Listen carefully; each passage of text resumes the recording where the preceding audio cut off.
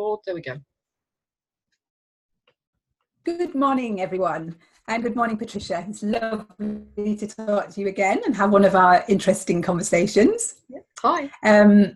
I thought today that we might talk about, I love the thumbs up. I don't know if you can see that when I'm speaking. It's quite interesting how Zoom works. I thought today about how we could look at the idea of putting off. So the things in life that we put off till we retire, or until we go on holiday, or until next week, or even just tomorrow. And I thought that might be something we could talk about, because I know we both work with people who will have sent us already, you know, a pretty detailed description of what's happened in their lives so far. And we're also aware, I think most therapists and practitioners and coaches, you know, do get this thing where people want to tell their story. Of course they do. They've come to us because they're asking for help with themselves and their story. And I think that we need to find the story and acknowledge the story and the importance of it, but also then be able to move into now. And I know that one thing I've done with my clients for many years is, you know, I can tell who needs to tell me more. And I can also see who could actually do with work right now, and that we could spend an hour easily of our session going through the story again. But in terms of them getting the best benefit from the session with me, I would like to do some work with them. So I will actually find myself saying in the best possible way for that person, oh, I really appreciate what you're telling me. I know how important that is to you. How about us thinking though right now about how you feel today? And what did it feel like when you woke up this morning? What are you thinking right now about what you want from today? Because that brings us right into what can we do to help today. You know, if help's needed today, they might say, well, actually, I'm having a really good day. And that's another way into looking at what they're doing really well in their lives, you know, what they're enjoying in their life, because that's something that's quite important too, isn't it? That we're not always talking about all the downside and the tough stuff. Yeah. A lot of our lives is actually, it's about acknowledging the good things, because we often sweep them to one side, don't we? So there's so much in here. But I thought we could start with this idea of, you know, how we put off and what we're already doing for ourselves in terms of the decisions we make every moment of every day. So what have you put off today, Patricia? Anything, or have you just done everything you wanted to do so far today? I've actually been okay today. I've already prioritised my own health this morning. I've been to the spa, which I'm a member of, and I consider that not a luxury. It's kind of detoxing because I go in the sauna. I've then had a conversation with a colleague, and I've been planning some talks that I'm going to be doing. So I haven't put that off. I'm trying to think, you know, I'm more likely to say yes to things than I am no. I'm often saying yes to too many things. So putting off things isn't my issue. It's more like, how do I manage all the things I've got in my life, and how do I discern which are the important things and which aren't?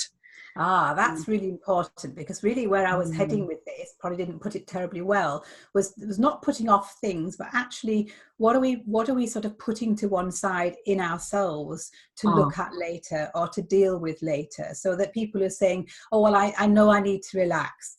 You know, we say, so what are you doing today to relax? Oh, well, I haven't got time to relax today, but in 4 weeks' time, I'm going on holiday and I'll be able to relax then. So that was what I meant by the sort of putting off, that idea that we know that we're not always making decisions that are best for us in the moment. And what can we do to help ourselves and other people to make good decisions for themselves all day long, every day? And that's quite a challenge.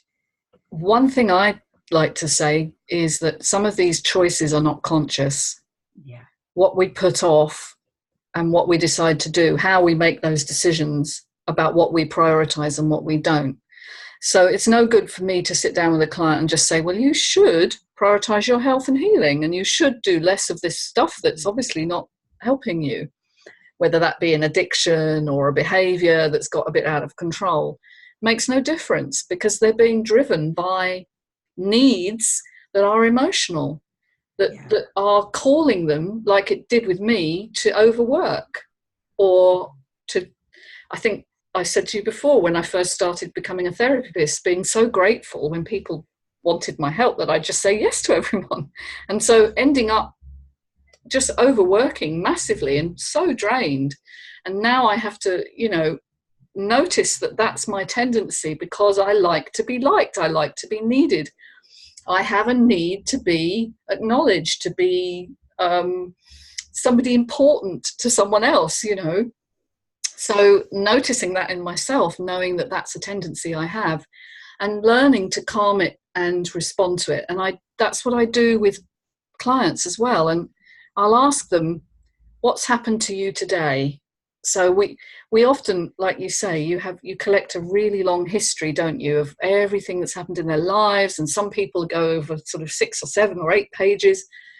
But what's happening to them today is indicative of what has happened to them before, because it's a pattern, it's a habit.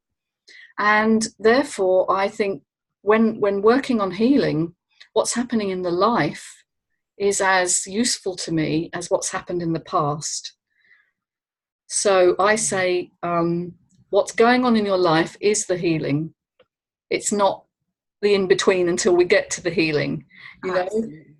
It's actually part and parcel of what the patterns are that you've inherited, that you are unconscious of, that you are just running as a program, as we all do.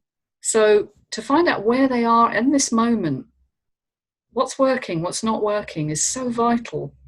And to feel it as well. Allow themselves time and space to have that awareness, so they tune into how they're feeling bodily.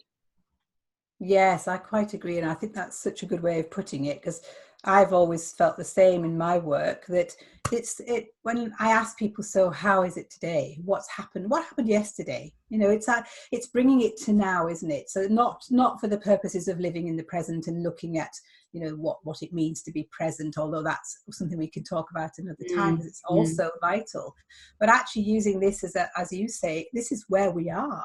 This isn't, just like you say, an in-between bit until we get to a better place. This is life. Yeah. And in fact, what we're living today is going to be what we produce tomorrow.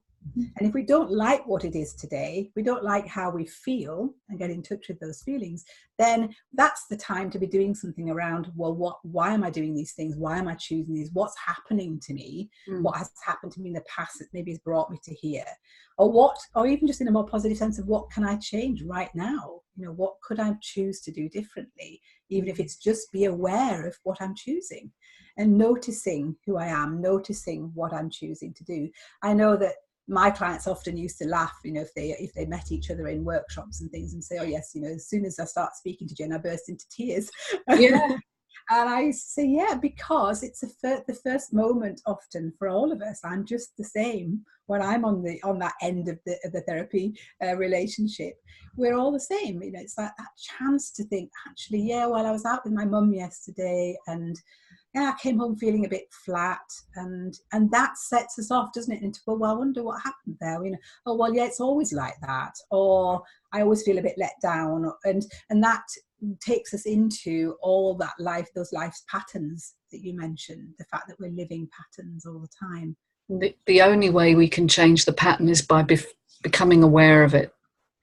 So when something's habitual, like, most of our behaviours are, to be fair, we get so used to them, we no longer see them.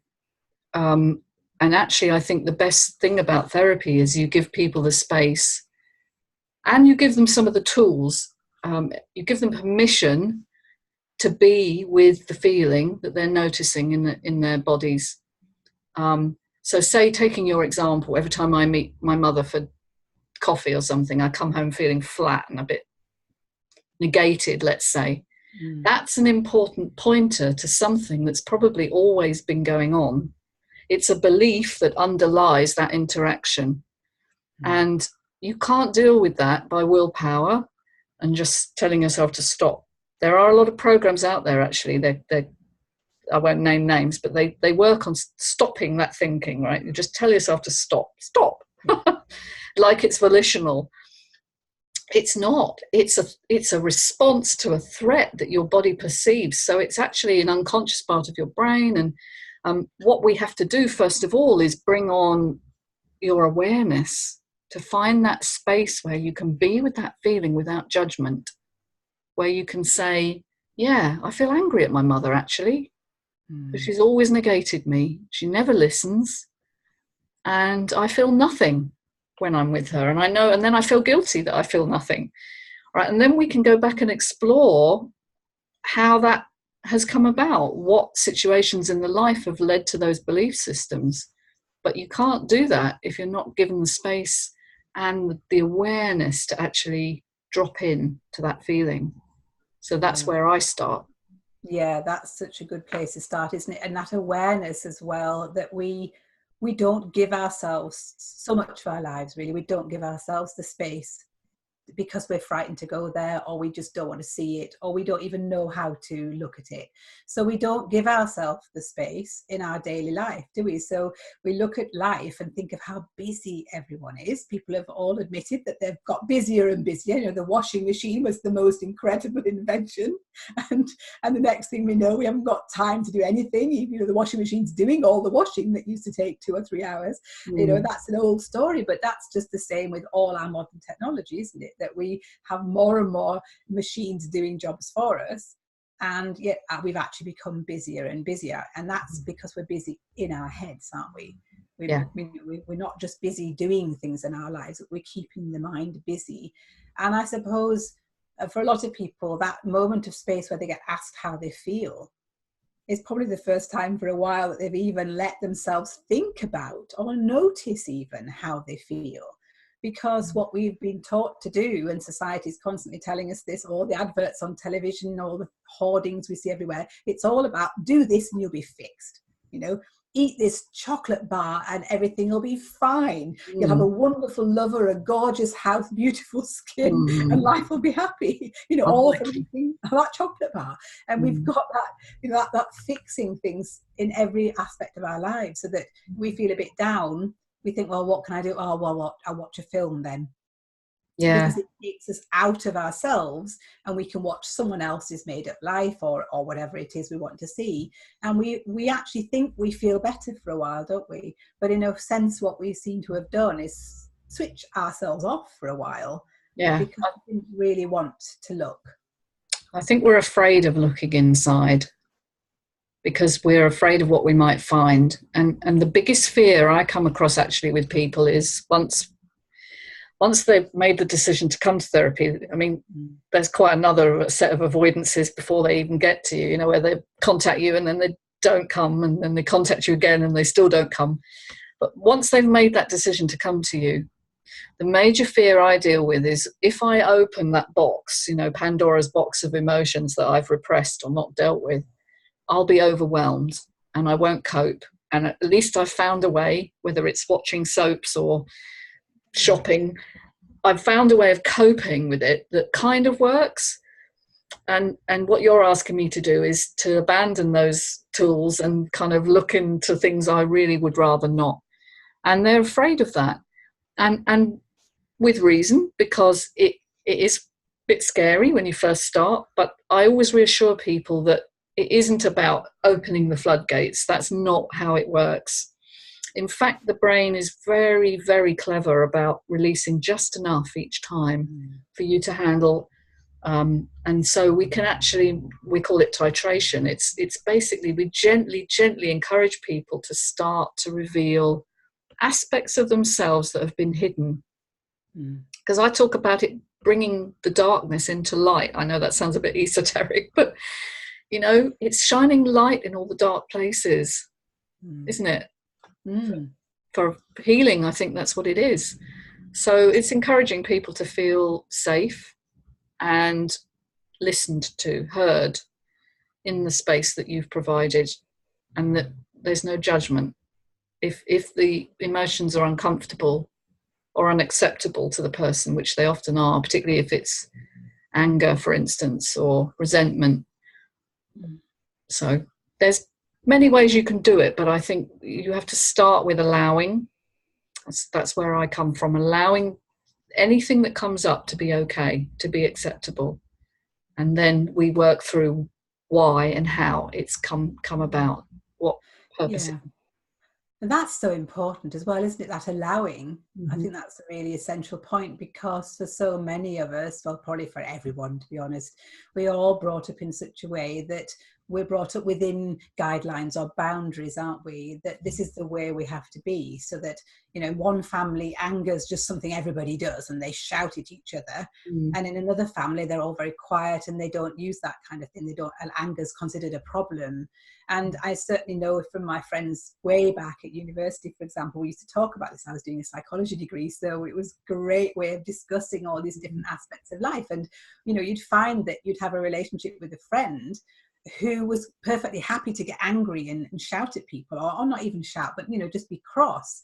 Whereas I can remember, if someone was cross, oh, I was devastated. I just thought I'd done something really wrong, or that life was falling apart. But for that person, it was just a way of expressing how they felt in the moment, and then they were fine. And then they carried on life. Whereas for me, I was left with the awful, washed out feeling, you know, that you can have with all those emotions of, what did I say that was wrong? What, you know, what upset them so much? You know, what in life for them is so difficult? You know, what part am I playing in that? And so just that different way of allowing emotions to be shown. We think our life is a normal one, don't we? I was reading something again the other day, just this lovely little point, that the family we grow up in, whether or not we think at the time we like our family or not, we do just think that's how families are. So that is what life apparently is. We don't, especially when we're small children, we don't have anything else to judge that by. So that if we're in a family, you know, that where there are a lot of secrets, for example, that is just how life is. It's how it feels, it's how it looks. If we're feeling criticized quite a lot of the time, or left out, or alone, or all those different possibilities, then we just think that's how life is.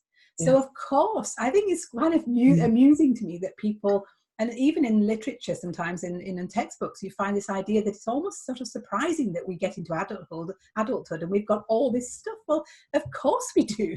You know, where were we going to let it go? When was it going to disappear?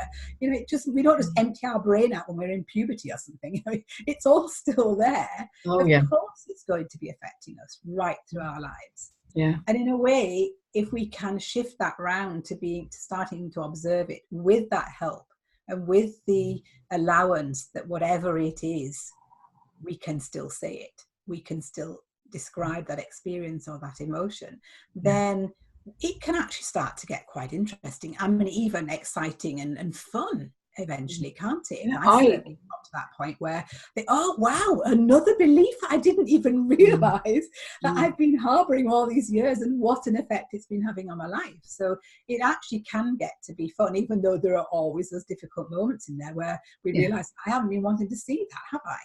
You know? And so I think even just recognizing that what we thought was, in inverted commas, normal, was just the norm in our particular circumstances is a really good start, isn't it? Yeah, it's a huge landscaper of your brain, isn't it? What you've grown up with, and you've imbibed those values, those beliefs, even without trying. You didn't need to consciously download them. They're happening anyway because you're observing what's going on in your environment, and these people are emotionally important to you. So when you first come into the world, they are physically important to you because you need their support and their care to survive. But beyond that, as you start to grow, the emotional part of your brain is starting to develop, and you're beginning to make social interactions and judgments of people, and who's safe and who's not, and what's normal and what's not, based on the feelings you have when you're around these people. So it really is it's such a big part of who we are, is where we've come from. And I love, you know, your example of anger. And I grew up in a family where my parents never argued. I can't remember a time when they had a row. I can't remember it. They just didn't. They were just easygoing, regular couple, but they just didn't argue. It wasn't in their lexicon. And going to a friend's house where her mum and dad were clearly not happy, and in fact divorced very soon afterwards, having a stand-up row and him running after her into the garden and her screaming and crying. And I was frozen, absolutely frozen. I remember that, going, because I'd never observed anything so terrifying. And my friend was just like, yeah, this is par for the course, this is what happens at the weekend.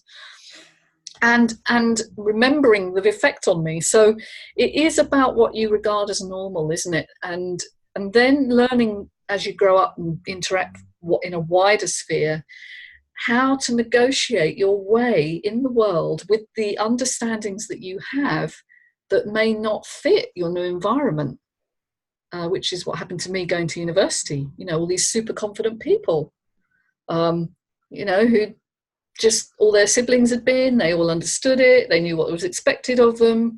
I didn't even know, I had no idea what to expect. And it was a really big shock. And I was very shy, So, yeah, negotiating emotions during that time was a really, really difficult thing for me. So I totally understand.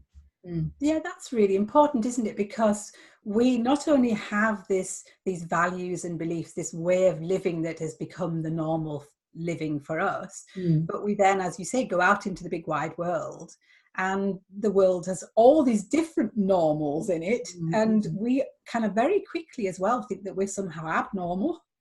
Or that we're a bit weird or delicate or different, and often as soon as we start to judge ourselves as different, the natural human tendency, which we could look at maybe is where that comes from, but I think it is a fairly natural human tendency to judge ourselves on a negative side. So we don't go, I'm different and I'm absolutely wonderful. The tendency, yes, we can do, and I have met some people who feel that way, but most of the time we tend to think, I'm different, so I'm not worthy in some way. I must not be able to cope very well, or I'm not cut out for this kind of life, or it's all too difficult. And that's where that self-judgment and those sort of stereotypes become quite negative, don't they? Yeah. Where if we feel that people around us can cope with anger and we're a delicate flower who can't, that puts us in this category straight away that then we maybe don't really feel we're fit into. Yeah. But we don't know how to be anything else. No, we've not learned how to either adapt or acknowledge and honour ourselves, and so we're stuck in between a rock and a hard place. We're neither like them, but we don't like ourselves very much. So we end up in shame, and shame is a very destructive emotion that says, I'm not good enough, I'm unworthy, I'm different, I'm wrong, I'm bad. And shame, I have a box on my intake form that says experience of shame or something. And very few people tick that because they don't really know what it is. Because shame doesn't announce itself like anger or sorrow. It doesn't say, hi, I'm shame, here you go, bam. It gives you lots of other things. It gives you a sense of not being enough. It stops you, it sabotages you from sticking up and saying, this is me, I like me, here I am. It can give you anxiety, depression, pain, physical pain. So it announces itself in many, many different ways, but it's so common because we haven't adapted ourselves to this new environment in a way that feels congruent with us. In other words, we feel like we don't fit. And there are so many people out there, aren't there, that are living lives where they don't feel they fit their life. And this is a massive stress. And we have to find them a way to come back home to themselves. I think that's the biggest journey any of us make in therapy. And I speak as somebody who's had therapy, and not just who does it, but someone who's come home to themselves is someone who's perfectly at ease in their own skin, who acknowledges their imperfection but knows that that's enough. They're here for a purpose and they know what their purpose is, and they don't really let other people's opinion of them stop them doing what's important to them. Oh, that's so vital, isn't it? I'd love to look at this in a future conversation, because it takes us to where I've been studying some information recently about this idea of self-esteem, and how the old idea somehow was that if you've got good self-esteem, everything's fine and life looks wonderful and you're, but actually having low self-esteem can, we can look at that another time. But this idea of being comfortable with ourselves, with, we used to say warts and all, not making warts actually, but that idea that just as I am, so that recognizing that I have these ways of living, I have these beliefs that I trust. I've got other beliefs I've been letting go of because they weren't helping me very much. And I recognize there are tendencies that are still there, but I notice. So I think it brings us back to what we said at the beginning about being able to notice, because if we're not frightened of finding the person that we are inside, then we can allow ourselves to notice, can't we? We can. If it's not there, we can then say, well, actually, I know what I find sometimes I don't necessarily have to like, but it doesn't mean I don't like me. I can see things, oh, that's not very useful behavior to be doing, or that response is maybe a bit more of a reaction than a response. I wonder what's happening there. But being able to look at ourselves and still appreciate that I am who I am and I don't want to be anyone else. I actually like being me.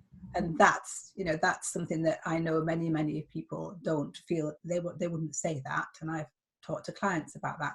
And it's not because I'm some magic person who solved all her issues by any means. I'm looking at these things all the time. And I'm not just analysing myself all the time. I'm just seeing it through my life. And I actually like being me. I like what I found in myself, and I like the fact that there's loads more to discover about who I could be, who I can allow myself to be, what I can play with. Beautiful. And that, I think, is a very kind of exciting way when we've started to release this fear around what we might find. Yeah. My final word is about our lives are a reflection of our inner beliefs, if you like. We tend to think we live a life that's external to us, and fate or bad luck is what dictates what happens. But I really think when you change the inner energy around who you are and who you could be, I love the idea of allowing who you could be, life tends to fit more around you. Things flow better. Events and people come to you that you couldn't have imagined before. I mean, look at me doing this. This was not in my game plan to be a therapist. But it came to me through my own experiences and my own journey to find myself, not in that new agey way, but to find out who I am and what I do well and what I don't do well, because you have to look at the whole picture and find a life that fits me. And I think I'm still working on it, but I'm closer than I've ever been. And so leaning into finding out who you are is at the essence of recovery and healing. So just to say to people, it's not scary, it's beautiful, and we just need to encourage more people to do it, because we need a world that's less wounded than it is right now.